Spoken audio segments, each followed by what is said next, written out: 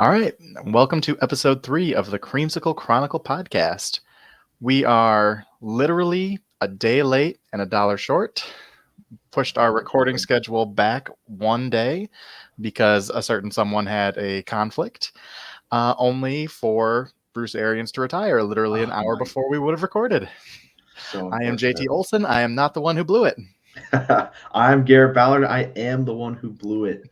Unfortunately, I had some school priorities come up that I had to deal with. But I texted JT like right when we were about to record. I'm like, pretty crap night to have to postpone the podcast because of the big Bucs news that came out.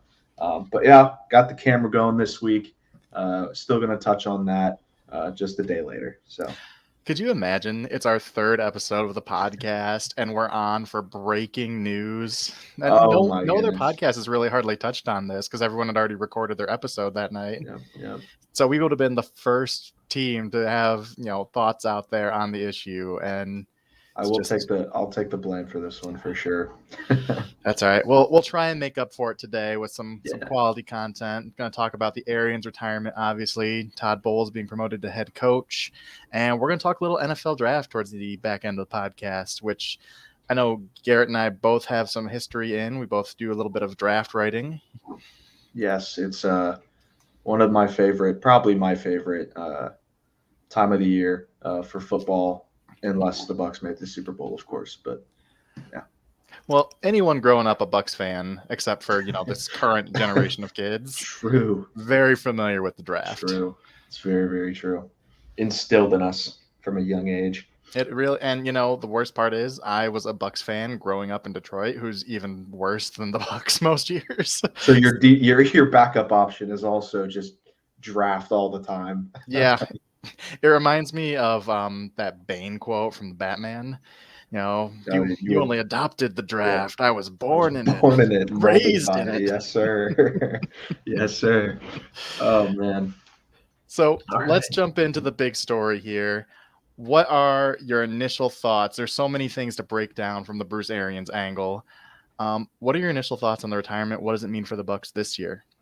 Yeah, I think just in the short term, it's kind of it doesn't really mean a ton. Obviously, we have Todd Bowles, a proven coach in the NFL. Obviously, his last time as a head coach wasn't the greatest, but that was no offense to the Jets, but y'all kind of sucked then. Y'all didn't have Tom Brady. Y'all didn't have an established roster. Who knows how to play football well, and who knows how to work together? Who knows this coaching staff? So obviously, losing your head coach is never something you want to do, especially like when it's one that just won a Super Bowl a couple years ago. But if you're going to have to, I think the Bucs are in the best situation possible to still succeed. Yeah, I'd agree with that. And I think so much of it is what Bruce Arians built here and in the way that he built it. And he came in, he instilled his system on offense, what he wanted that to look like. But more than anything, he installed a culture, accountability, professionalism, effort. And despite what some reports say, he's a very hands-off head coach. He lets his assistant coaches do their job. He lets players do their job. And when they don't do their job, he'll definitely let them hear about it. But kind of having that hands-off approach, it really does make it a natural torch to pass for Todd Bowles because he was already doing so much of his portion anyway. So yeah, very much so. Just kind of like looking back where we were before Bruce Arians, it was kind of like all of our players were stuck in this rut of just never having won. We had the occasional player that would come in and would be like, yeah, this guy's a stud. He wants to win. That's like Levante David, Mike Evans, those kind of guys, Ali Marpet. And then Bruce Arians came in and you could instantly tell that mindset was changed in his first year. Even with Jameson, when we had Jameson Winston, everyone wanted to win. And you could tell that things were looking up for the Bucs. And then there's probably not a better player in the league that you could bring in if you're trying to instill a winning mentality in a team than Tom Brady. So Bruce Arians did it. He got his guy to carry it on. Now everyone in that team has that mindset, that work ethic instilled in them, and they're going to pass it down to the guys that come in after them. and hopefully it just leads to more success for the Bucs. Yeah, and Bruce Arians was not here a long time. He was only here 3 years, and it's amazing how fast things turned around with him. So amazing. Did you hear that the Glazers are going to put him in the Ring of Honor? I did see that. That is, I think, a no-brainer. Just completely warranted. Bruce Arians, say what you want about him, dude carried the Bucs out of the dark ages. I'm incredibly thankful for what that guy did for my favorite team, and allowing me to witness a Super Bowl. So. And you talk about thinking back to when he was hired. I mean, really, that was such a pivotal point in Bucs history. Jason Light was on the hot seat. He was about to hire his third coach in his tenure, and typically GMs don't get that many coaches. And yeah, obviously we know what followed that, but it could have gone a very different direction. It's crazy because you look at it, you're like Jason Light coming into that, like you said, he was on the hot seat, 3 head coaches, not a great drafter either. Up until probably, I think the turning point was probably the Vita Vea year. What was that, 2018, 2019? Yeah, because we got Vita Vea, Carlton Davis, Ronald Jones, all them. Jordan Whitehead. Or Jamel Dean was the next year with Mike Edwards. But that was a pivotal year, and I think it was a big reflection of the identity that Arians and Bowles wanted to build. Very much so. And kind of looking, like you were talking about, looking how this kind of affects the Bucs going forward. We're probably going to see if it changes anything in the draft. Obviously, the GM has the final say, but as we know, Jason Light is very hands-on with the scouting department. He really trusts his guys, and the head coach, I think, has some say. So Arians, big offensive guy, going from that to Todd Bowles, who's a defensive guy, we could see that play a big part in the draft. It's just kind of up in the air right now, and we won't know until that card is turned in. All right, especially considering how much the Bucs have returning on offense. And even last week, when we knew it was Bruce Arians and he loves wide receivers, he loves to throw the ball, he was still bringing in receivers who are projected to go in the first round for draft interviews. And, even then I was thinking, this is a little crazy. I know this is Bruce being Bruce. This is what he does, but we're pretty set on offense. Yeah. Speaking of that, don't want to kind of say the same things over and over about Bruce Arians, unless you have anything else to add. Just looking forward to his Hall of Fame induction, not only for what he did on the field, where he was a 2-time Coach of the Year winner, a Super Bowl champion, but what he did in terms of advancing the league, now especially in terms of minority coaches. Oh, yeah. All 3 of his top assistants, African-American. His assistant head coach, African-American. Won the Super Bowl with 2 women coaches on his staff. And you just don't see that in the NFL hardly anywhere. I think San Francisco has a woman coach, and that's basically Cleveland, it. I think Cleveland does too. But yeah, like it's not many. So and it's definitely something to be praised. Yeah, and he did it so organically. It's never something I don't think he ever – I think he wanted to do it. I think he was intentional. But more so, I think he was just trying to get the best people in position and give them the opportunities that they deserve.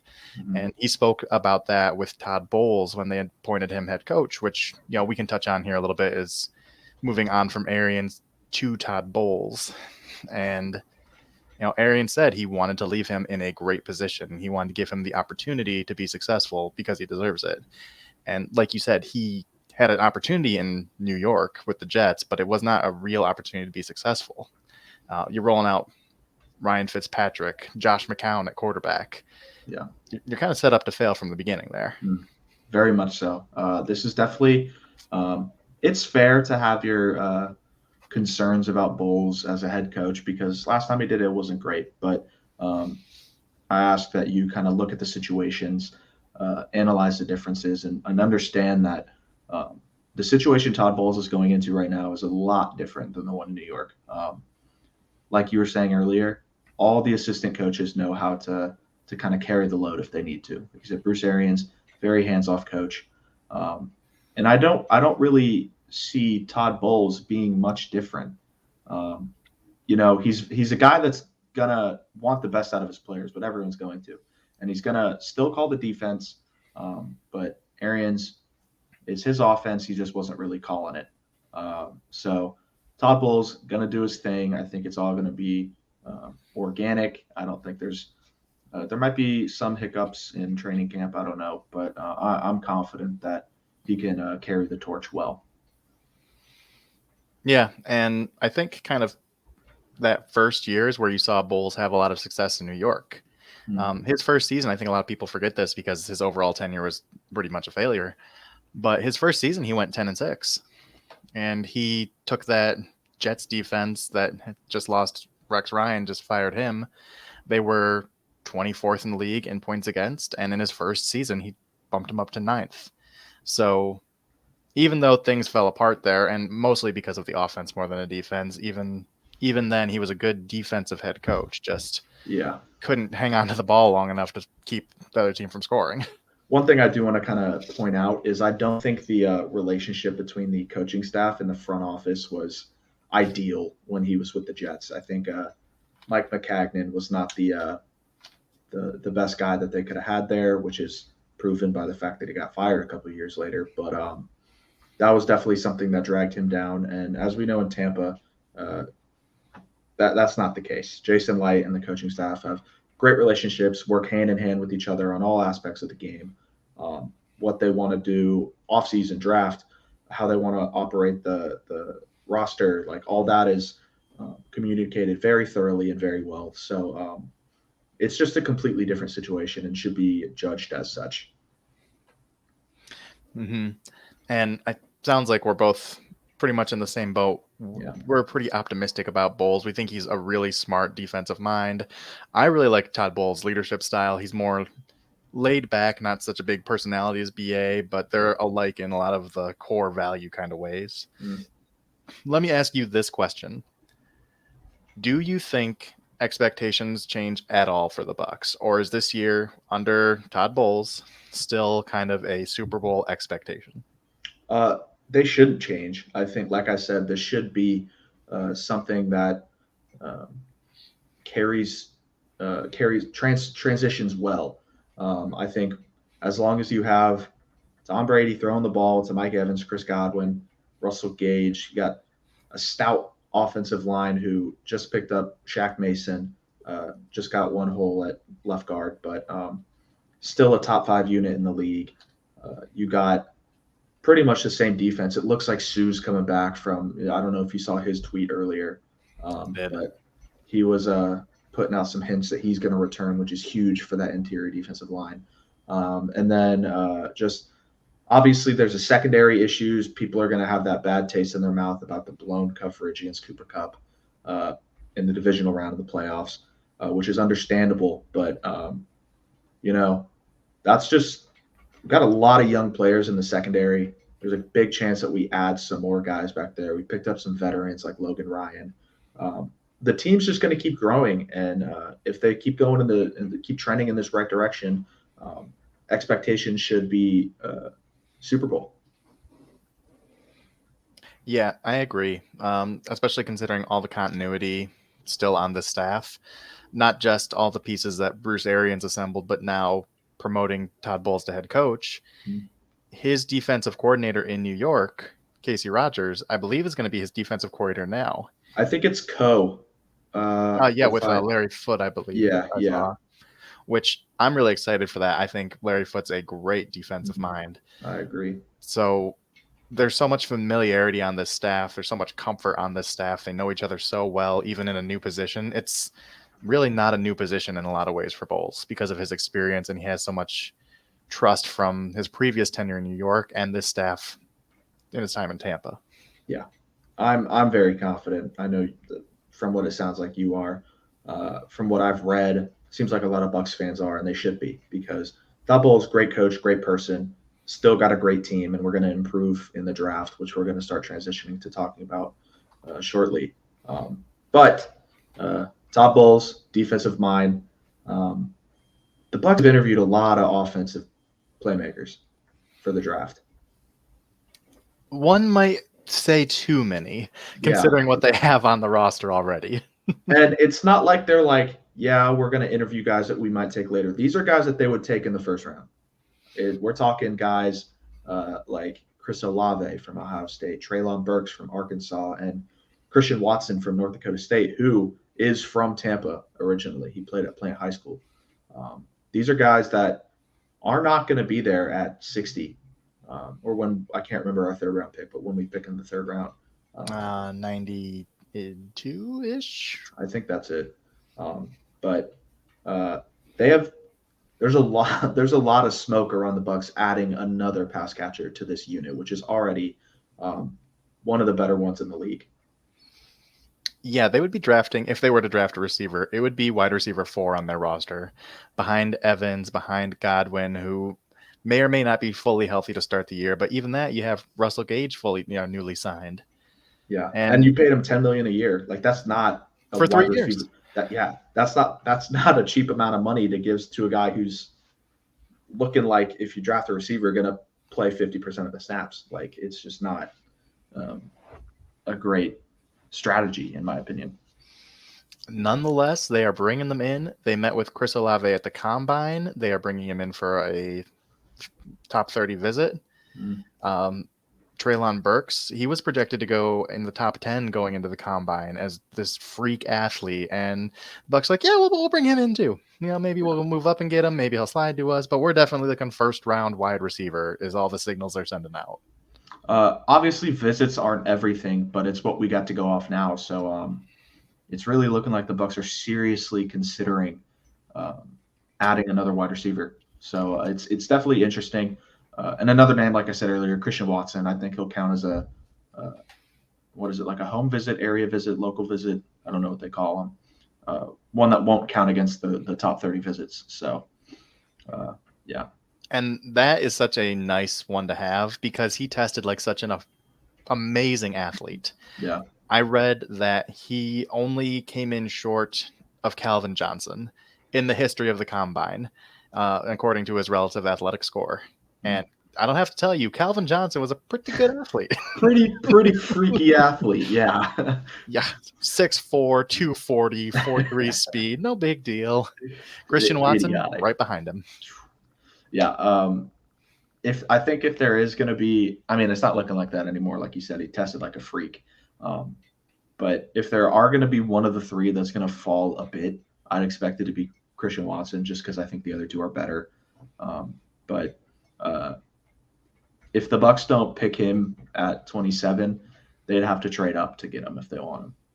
So, well, let's start with these three, since the Bucs are obviously showing interest.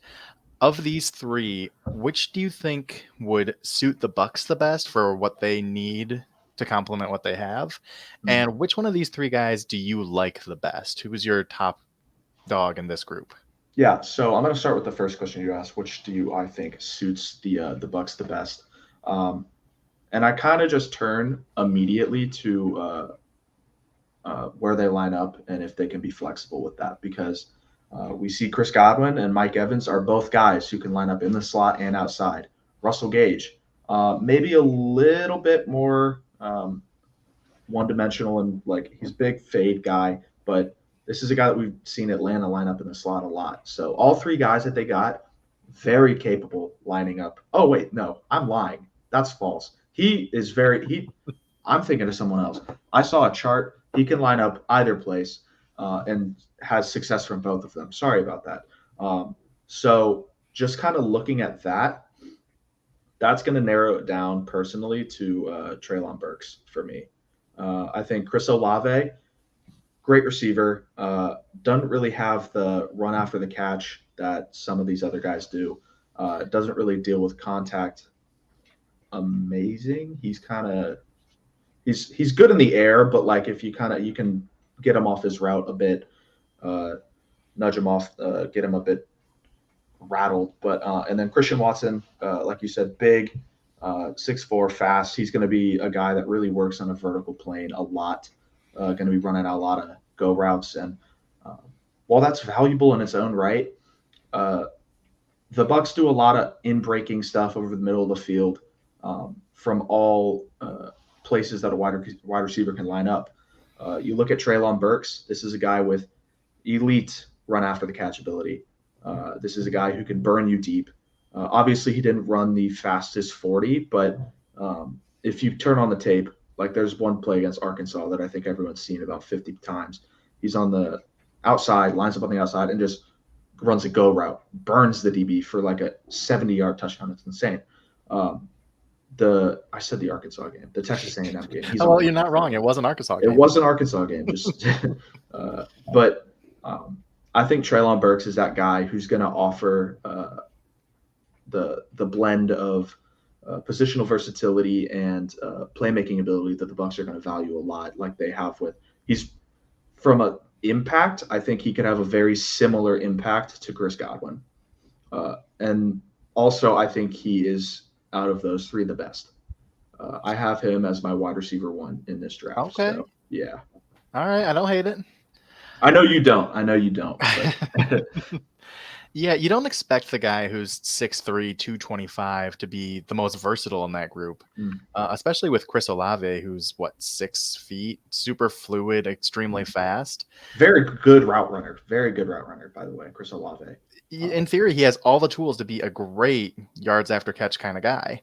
But he's one of the worst in the entire draft, and it's just inexplicable to me. He's got all these great tools that would make him good at it, and he's just terrible. And look, you can have that on a team, but you can't have it on a team if you already got Mike Evans, who can't run after the catch either. No offense to Mike. Love the guy. Can't run after the catch. Really? It's a very similar skill set to Scotty Miller, just better.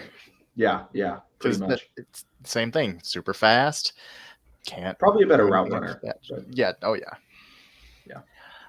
But yeah, Treylon Burks, I see a more wide receiver focused kind of Laviska Shenault from a few years ago. I would agree with that. He can line up in that wing. He does a lot of motion stuff. He's really an interesting player to watch, and he's big. 6'3", 225. He's almost Mike Evans size, and we don't put Mike Evans in motion a lot for a reason. He's not that kind of player. Where Burks is super kind of gadgety almost. Kind of Cordell Patterson, Laviska. He can line up in the backfield if you want him to. Yeah, the dude can run. He runs like a running back if he needs to. He's super fun to watch. He's physical when he has the ball. Yeah, and a good blocker too. Oh yeah, he's great. Which I know Bruce Arians would love, but I know this staff will continue to love. And something you definitely want from your 4th wide receiver, a skill set that no one else really gives you. I would agree. I think of that group, he's definitely the best fit for the Bucs, and I would say he's the best player of those 3 as well. Awesome. What do you have him overall? Have you ranked wide receivers? Let's see. I know I've got Drake London above him. Okay. There's one more I definitely have above him. Garrett Wilson. I think him and Garrett Wilson are pretty close for me. Okay. I think Garrett Wilson might be a little bit above him. Garrett Wilson's just insane also, but yeah. There's one more who I really like, and let me pull up my list. Skye Moore. Skye Moore, actually, I do like. He's in my top 40. I love Skye Moore. If we took Skye Moore at 27, I wouldn't be mad about it outside of just the concept of taking a wide receiver. I think I'd be pretty mad about it because I don't really want to take a receiver. But hey, if he's there at 60, please take him. I think the guy is great. Yeah, that would be a steal at 60. I do want to say while you're kind of looking that up, I don't think there's any question that the Bucs need to add a pass catcher at some point in this draft, right?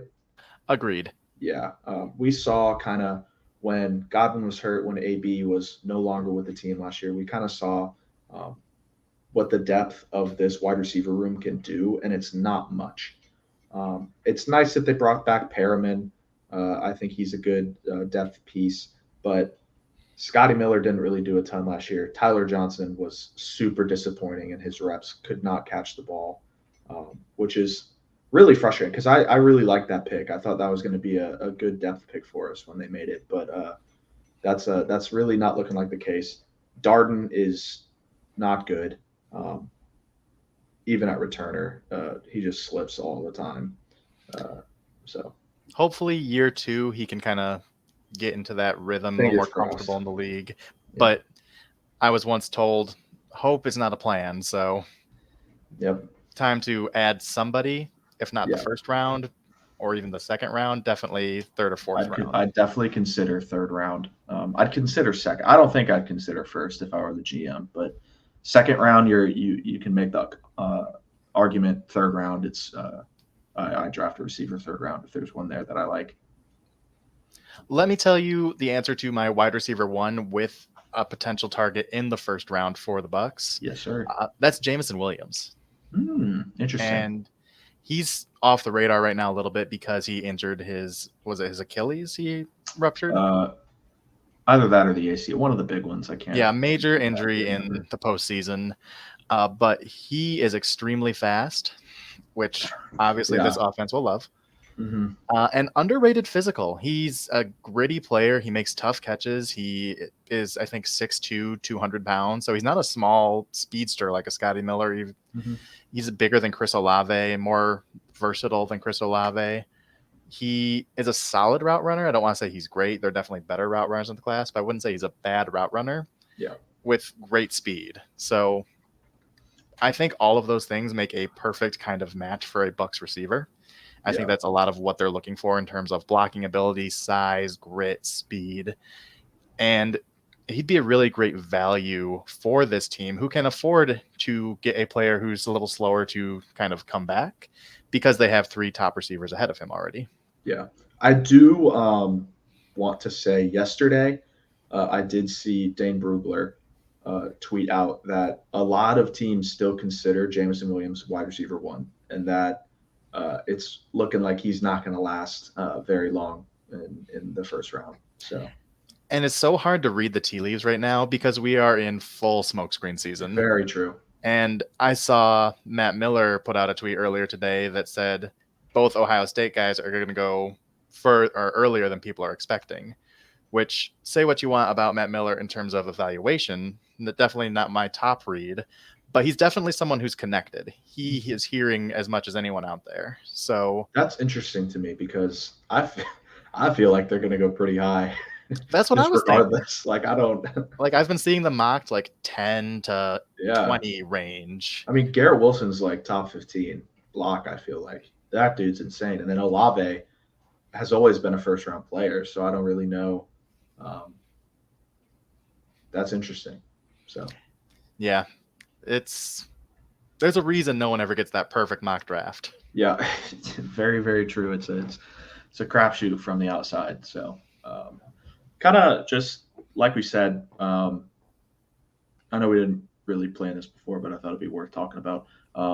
What are some of the names that you'd look at if you have any available round 3, round 4 that could provide a nice depth piece for Tampa Bay? There's a lot of names I like, but I don't know if I think the Bucs will like them as much as I do, just in terms of the profile they typically go for. Yeah.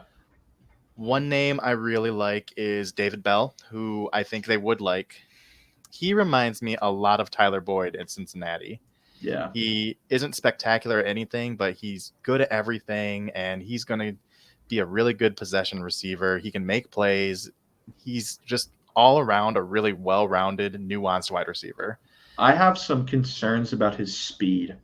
He's not that fast. I don't think he's very fast. Those are warranted concerns. Yeah. A guy that I like a good bit on day 2 is George Pickens from Georgia. I think he I don't really know if like you said, I don't know if the Bucs, these are guys that the Bucs would target because Pickens, from what I understand, has a bit of an attitude on the sideline at times. I know he's had some outbursts at Georgia, and I don't really see the Bucs targeting that kind of player. I think the Bucs, like we talked about earlier, have a great culture and aren't going to target a guy that could put that in danger, a la Antonio Brown versus the Jets 2022. That was a mess. I don't think anyone's going to be that bad. Like, I don't think George Pickens. Antonio Brown's a special kind of out there. Yeah. George Pickens, great player. Definitely not crazy. But even if there's a little bit of character concern, I could see the Bucs being like, no, he's off our board. So my only lasting big memory of Pickens have you seen the clip where it's in the semifinal game versus Michigan, and he's I think lined I know up what you're against talking about. Daxton Hill? Yeah. And Daxton Hill, I think he's looking over to the sideline, and he had COVID the week before, so he's not He's just 100%. not feeling great. And Pickens just levels him. He comes Yeah. off the line and kills Daxton Yeah. Hill. And Daxton Hill's one of my favorite players in this Me draft. too. He just gets murdered on Yeah, national it was TV. a rough rep for Dax, but Pickens physical. We know he is. He's physical. Oh my goodness, he is physical. He is fast. He runs good routes. Be a deep threat receiver. He's got the versatility. It's all kind of just if the Bucs are comfortable with the potential character concerns that are there. So another name I like in kind of that round 3, maybe round 2 range is Calvin Austin from Memphis. I was looking at him. Have you watched him yet? A little bit. I know he's tiny. He's a little fella. I think he's like 5'7", 5'8". Yeah. Which is not the Bucs profile. No. But he is very fast. He's a very good route runner. He's got a good release off the line of scrimmage. Like, he's a really good player. Yeah. But he's just so small. He's very small. And it's tough for me. Like, he's a good player for sure. Like, from what I've seen, I think he'll be fine. Bucs love working that middle of the field, and you're going to have to be able to take some hits if you're going to be cutting routes over the middle of the field. And I just don't know if I'm comfortable or if the Bucs would be comfortable with taking a guy who's tiny to run those routes. Right, because he's not just short. I think he's pretty lean. I think he's 170. He's not big. Yeah. So it's wide receiver is a fun position. There's a lot of ways it could go. There's a lot of ways you could play the position. And it's going to vary from team to team who you value. But if you kind of just look across the league, people are saying, or not even the league yet, people are like, oh, wide receivers getting less and less valuable because you can find them anywhere. And while that's true, I do think you still need to invest at the position highly. It's not like running back or linebacker where you can get good guys on late day 2, early day 3 who can start and play at a high level for you. If you look across the league, teams that wait on wide receiver need wide receiver help. You look at teams like Dallas, Tampa Bay, Cleveland, guys who have invested high picks, top 40 picks, multiple top 40, top 50 picks, just top 2-round picks at the position, find success passing the ball at a much higher rate. Just go look at rosters if you don't believe me. But it's something that's definitely important, and it's just kind of hoping the Bucs realize that they got all those guys they got the top 3 receivers locked. Like, they got their guys that they need to spend those high picks on. And I'm really hoping that they wait until round 3, round 4 to pick up that depth guy, because I don't think it's a need right now. Right. When you're talking wide receiver, like a pressing need. Yeah. Definitely not pressing. Yeah. Might be their least needed position on the team. Yeah. I'd say edge rushers up there because they got Tryon and Shaq. I would agree with you. But again, so much of this offense runs through the wide receiver, so you have to have more there. Yeah. And like we said, Tom Brady's throwing the ball 50 times a game frequently. Mm-hmm. Guys are going to need breaks. You're going to have to get guys in who are capable. So we could easily see the Bucs be like, we want to take a guy high because he's going to play a lot and he's going to get a lot of looks from Tom, which fair. It's just kind of finding that middle ground of what's too high right now. Right. You have a finite amount of resources, and it's hard to justify another early pick when you don't have a starting defensive tackle, you don't have a starting tight end, you have questions at your nickel corner, long-term plan for your safety, because Logan Ryan, I think, is only 1 year. Yep. Mike Edwards is going to be a free agent after this year too, so it's like, what are we doing there? But I don't want to stay on wide receiver too long. You got anything else you want to add about that position? I have one more name just to throw in there who Do it. I don't think the Bucs will like because he's not their profile, but I like him a lot for the Bucs because he's that different kind of skill set that Treylon Burks is, just in a much smaller package. Wan'Dale Robinson out of Kentucky. Have you got a chance Interesting. to look at him? Not a ton. I've seen little bits of him, but that is interesting that you say Treylon Burks, because I think he does possess that versatility. I just think it's in a different manner. Like I think Yeah, Burks is definitely the guy that's going to get the ball and just run through somebody, kind of like Chris Godwin does. He doesn't really make shifty moves. Like he can, doesn't do it a ton. I think Wan'Dale Robinson is like, um, trying to think of a more so like a Kadarius Toney. He's going to try and put you on the ground by making you miss a tackle, rather than put you on the ground by trucking you. So I think you're definitely right, especially with his athletic profile. Again, super small, 5'8", yeah, 180, but he played running back at Nebraska, so he's not yeah, afraid of contact either. I yeah, that's very true. I just think it's like, um, when you're that small and you get to the NFL, the odds are stacked against you that you're going to be able to successfully take on contact regularly. So Definitely. yeah. Again, he's a gadgety type of role, very much like Burks would be, just much, much smaller. Hey, if he's there like round 4, I don't think we have a 5th round pick. Sure, go for it. Oh, we have Shaq Mason for our 5th round pick. That's very true. I'm very happy with that 5th round pick. Um, but yeah, that's kind of gonna wrap up the wide receivers. But as you all know, pass catchers is not just limited to wide receivers. There's also a another position called tight end that we are now all of the sudden kind of shallow at after having some good depth the last couple of years. Obviously, we have Camp right there, who's always going to be good, always going to be solid. But that's about it. I mean, Gronk isn't back. He's still mulling over his decisions if he wants to come play football again. I still think he is, but still an unknown. Obviously, OJ Howard's now with the Bills. Um, so it's really just great. Yeah, and even if Gronk does come back, I mean, what's the long-term plan at tight end for this team? Yeah. Bray is, I think, 31, 32. Gronk is currently considering retirement. OJ Howard is a Bill. There needs to be an answer here for the long term and start bringing him in now, because tight ends transition slowly to the NFL. So you Yeah. really want to get that guy now, so next year he can kind of fill in as your starter and hit the ground running. Yeah. You're not going to always find a Kyle Pitts who's going to come in and put up 1,000 yards in his rookie year.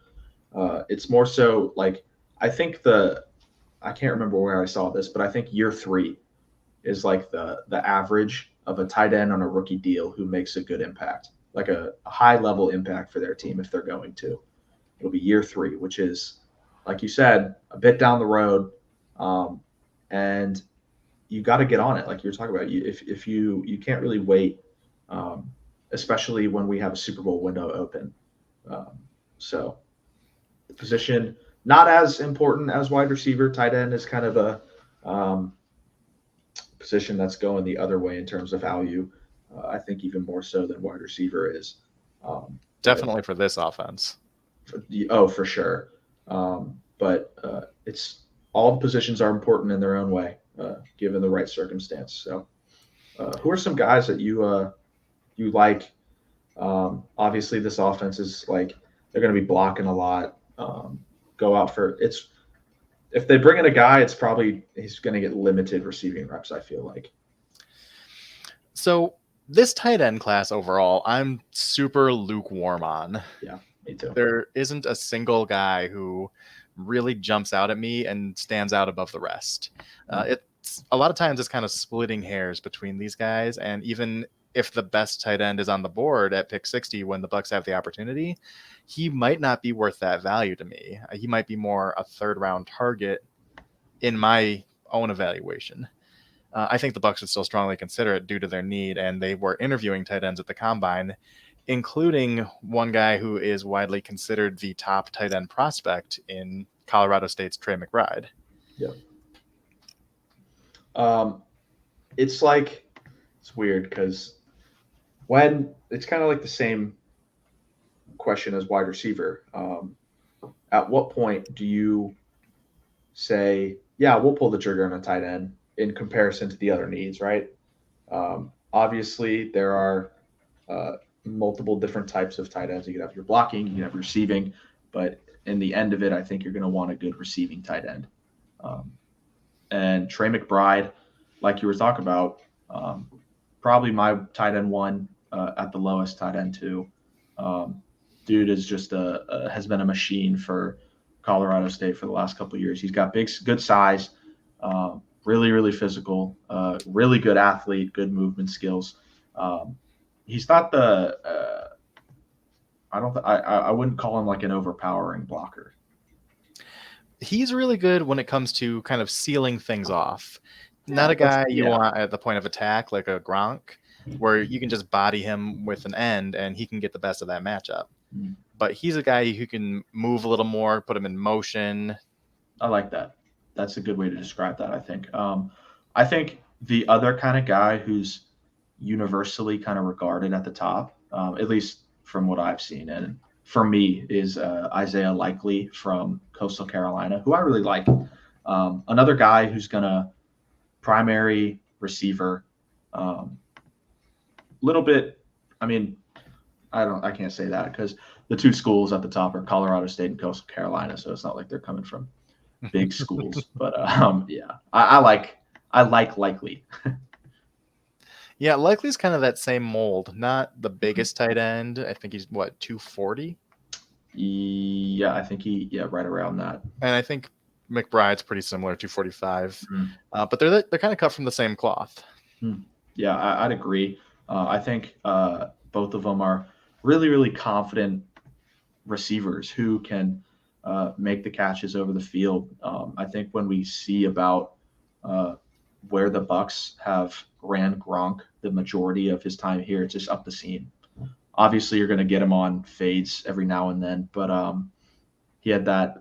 There was a big gain. I just kind of remember back the big gain in the Super Bowl to Gronk was just a little.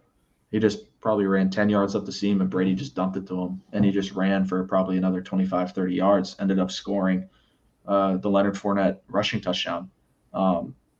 So there are major parts of the Bucs offense that can be facilitated from the tight end position. It's just they have to find that guy who's going to be the dude after Brate and Gronk leave. And I think this class is a good one to do it because there's a lot of day 3, late day 2 guys who you can find that can be that person.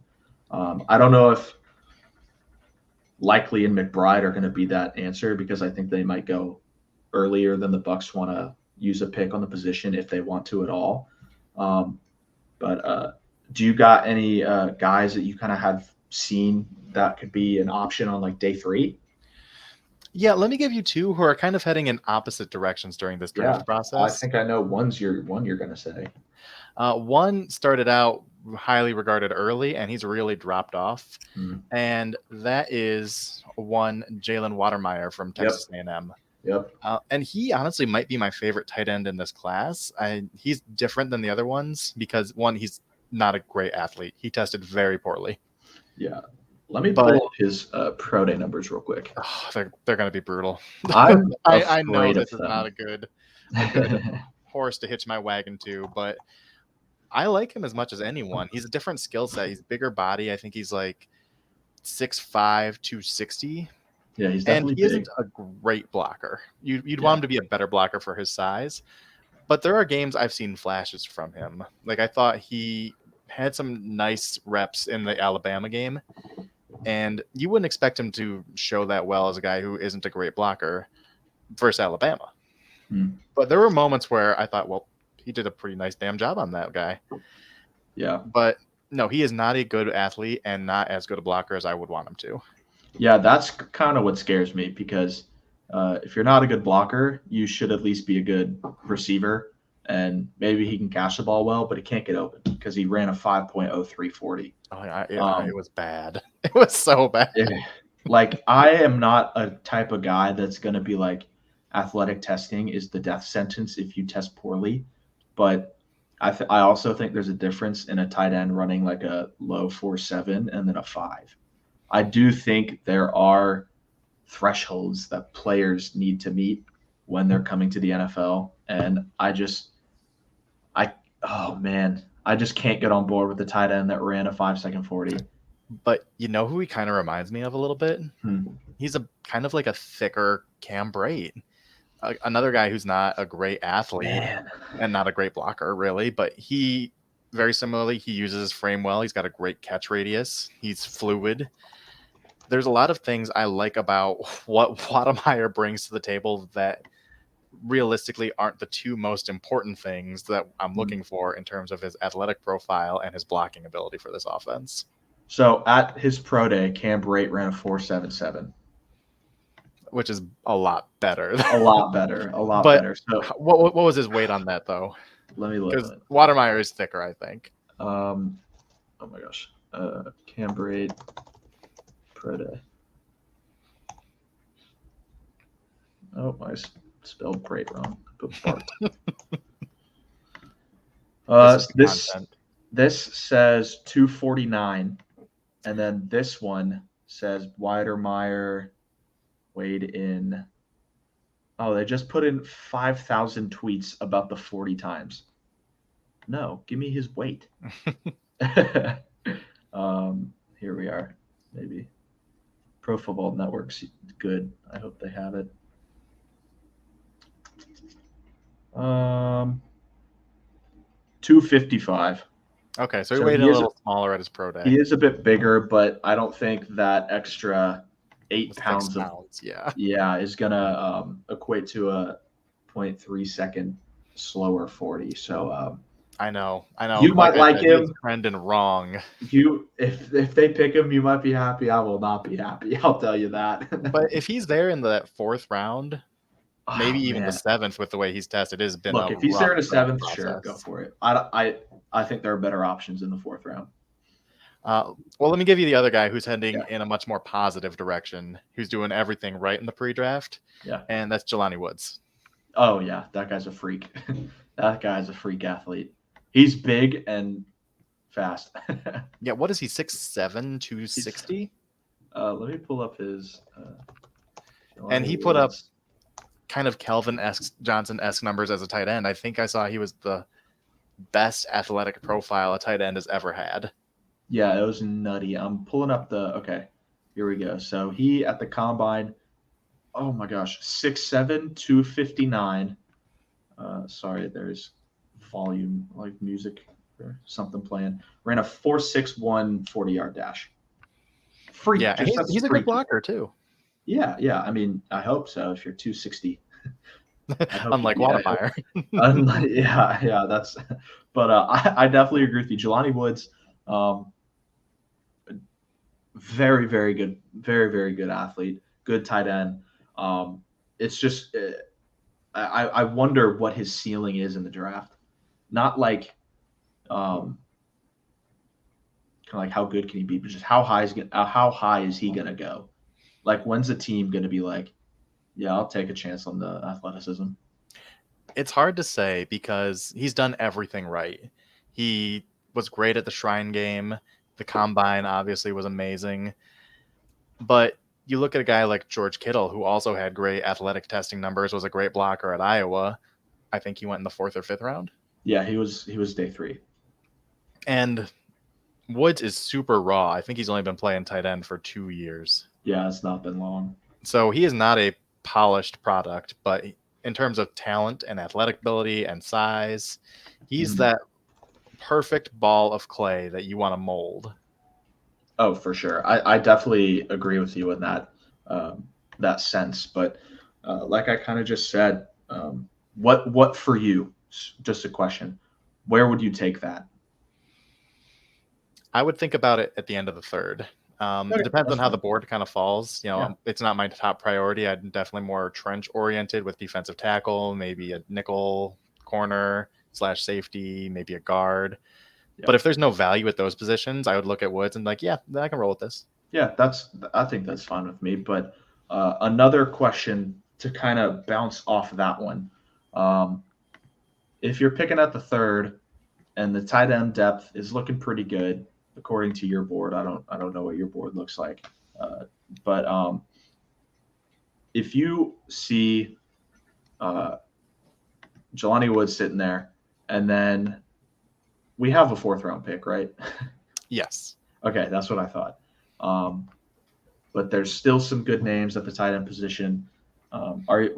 Would you consider waiting to the 4th for a guy like I'm going to butcher his name? He's from Maryland, Chigoziem Okonkwo.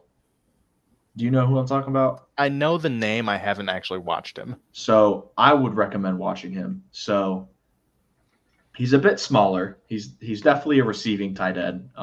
He's not gonna if you want a bit of a more well-rounded tight end, Woods is 100% going to be the guy. But measured in 6'2.5", 238 pounds. So small for a tight end. But then he ran a 4.5 240 and jumped 35.5 inches in the vertical. Ooh, that's interesting. So, yeah, crazy athlete, just a bit smaller. So that's kind of a guy that I know I've kind of liked recently, and I know Dante Colinelli, who I wrote with at the Blue Shift Scouting, and just does awesome work there, along with the other guys there. But he kind of put him on my radar, and I watched him. I was like, yeah, this guy's good. And then he tested like that, and I was like, okay, yeah, this guy's really good. So if you're interested in a receiving tight end, Okonkwo from Maryland, for sure. Yeah, I would consider waiting if the depth is right and the value lines up. I would consider waiting on a guy like that, or even in the 7th round if you're looking for just a pure goonish blocker. There are guys who I think could be available there. Definitely. As you know, so much will just depend on how the board falls and who's available, and just trying to maximize the value, especially in this offense where tight end isn't prioritized. And even if it was, Cam Braid is the man right now. Yeah. I also do want to say, like we were kind of talking about, how am I going to phrase this? I'm trying to figure out the best way. Okay. So if the Bucs kind of want to get a guy they can shape to the own sort of tight end that they want, it's going to be Jelani Woods. At the end of the day, he's probably going to be the better option. I haven't watched a ton of them, so I don't even know if I like him more than Okonkwo from Maryland. But I know that, like you said, I just kind of know the basis. Like, he's raw, good athlete, huge, does kind of everything, and is new to the position. So while it might take him a bit longer than average to kind of adjust to the NFL and get to the height of his playing ability, the height is probably going to be higher than a lot of other guys. And with his size and blocking ability and what else the Bucs have in-house, they can afford to be patient with him. So that's definitely a name that would be high on my priority list. Available. Like you said, end of round 3, kind of depending on the board, if there's not other guys that kind of fell, which there probably will be, I definitely consider him. If they want to trade down in round 3, or trade up from round 4, I don't know. The Bucs do. Jason Light's done that before. He did it for Kappa, I think, right? Traded up. I think he did. Or traded down. He did something. I know he traded for the pick, but I think he traded up. Yeah. I think if we're going to see the Bucs make a trade, it's probably going to be on late day 2 or day 3. I don't think they're going to trade either of their first picks. But, I know we don't want to have the episodes go too much longer. Anything else you want to add? No, I think we're just going to start to get more and more into draft content. I think starting with the pass catchers was the natural kind of transition as we move away from Arians, who is very pass catcher centric. And I think we're going to start to talk more about what might be more practical for the Bucs, especially under Bowles, in terms of secondary, defensive line in the next coming episodes.